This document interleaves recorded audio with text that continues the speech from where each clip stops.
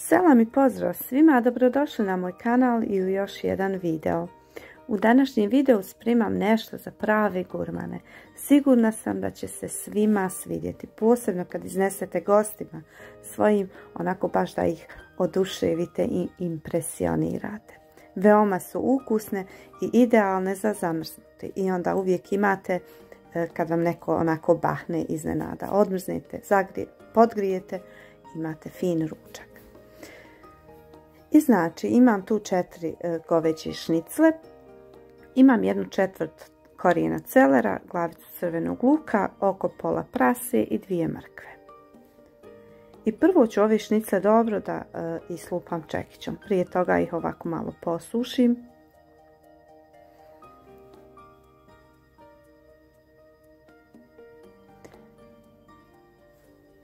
Ja sam ove šnicle kupila u turskoj radnji, onako su malo deblje isječene, a inače u Aldiju nekad kupim, budu baš dosta tanke, već gotovo isječene i onda ne moram puno da ih čekićem lupam, budu baš super.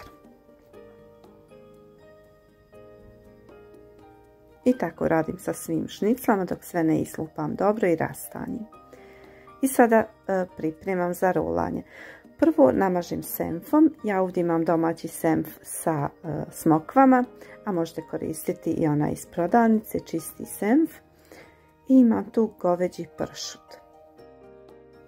I sada tako slažem prvo senf, pa onda ovaj pršut za bolji ukus i miris. I stavim po 1 krišku krastavca. Možete ovaj krastavac smanjiti ako su kriškice velike, kao što je kod mene, može onako samo jedan tanki prutić da se stavi da ne bi bilo prekiselo. I kao što vidite stavila sam malo crvenog luka. Crveni luk je slatkast i tako će on ublažiti kiselost ovog krastavca. Meni bez krastavca nije to, meni se baš sviđa taj malo kiselkasti okus, onako baš mi nekako neobično. Ali eto, da ne bi možda neko pretjerao, možete i smanjiti količinu krastavca, samo jedan mali tanki prutić staviti. I tako radim sa svim šniclama, punim ih. Također možete krastavac skroz da izostavite, možete da stavite jedan prutić mrkve, luka, malo, ipak bi malo krastavca stavila jedan isto prutić, eto onako kontrast boja neki napraviti. Da kad onu prerežimo da fino izgleda. I ako među vama ima onih koji ne znaju povezati ovako rolnice, niste jedini, ja sam se napatila, ali eto, uspjela sam nekako povezati da mi se ne odvijaju. Ne znam ja to onako stručno, kulinarski povezati. Nema veze kako ćete, bitno samo da se prilikom prženja ne odmotaju. One će se svakako kasnije pred serviranje odvezati i skloniti. I sad kad sam ih sve zarolala, ostavim na stranu i pripremam povrće. Sve to sebi pripremim da kasnije ne dangubim. I siječem znači svo ovo korijenasto povrće na kocke. Celera je to onako jedna fina puna šaka, prase također i 1-2 mrkve također na kockice i siječem.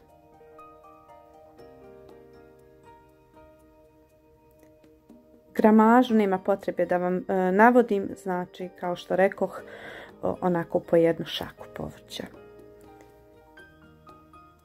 I u jednu dublju šerpu u kojoj ću to sve da krčkam, tu ću i da pržim prvo ove rolnice, onako dobro zagrijati ulje i na jako vrelo ulje stavljam ove rolnice i pržim ih sa svih strana dok ovako fino ne porumene.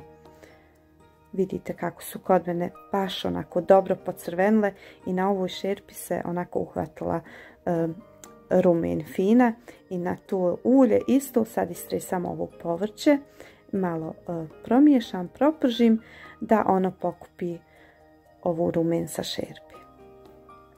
I možete sad ovdje staviti malo ajvara ili paradajz koncentrata, a ja sam stavila ovaj paprika sos neki kupila u Aldiju, nešto na balkanski način pravljen fazon, nešto tako. I sad to sve dinstam, A ovamo pripremam jedan povrtni temeljac, nekih možda 600-700 ml ključale vode na 2 povrtne kocke stavim. I sada kad je nakon nekih 5 minuta ovo povrće se onako malo prodinstalo, prelijem sa ovim temeljcem. Ostavim da proključa i sad ove šnicle stavim unutra. I ostavim to sad sve zajedno da ključa, da se krčka na nekoj srednjoj temperaturi, blažoj, pa dobrih 2 sata. Hoću da kažem pola sata.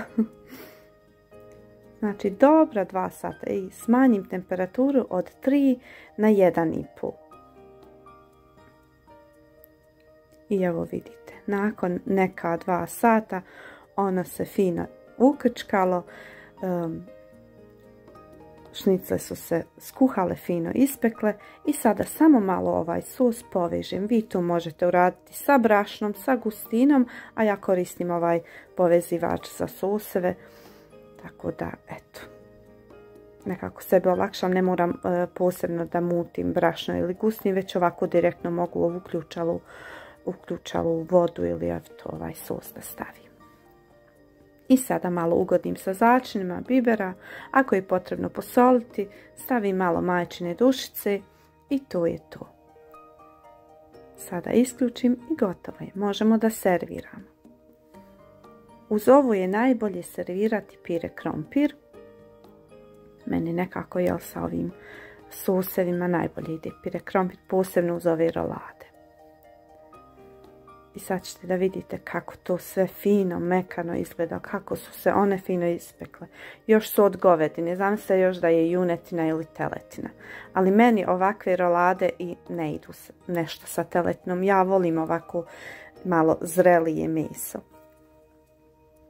I eto, ovako aranžiram, serviram i nešto stvarno idealno. Čak su mi sutradan bile još ukusnije. Zato kažem, idealne su za skuhati u većim količinama i zamrznuti i onda imate uvijek kad vam gosti iznenada dođu ili neko vam se najavi, imate gotovo nešto spremno. I evo pogledajte kako unutra izgleda. A meso, mogli ste primijetiti, nož kao kroz puter prolazi. Tako da stvarno onako skuhalo se mekano, ma savršeno.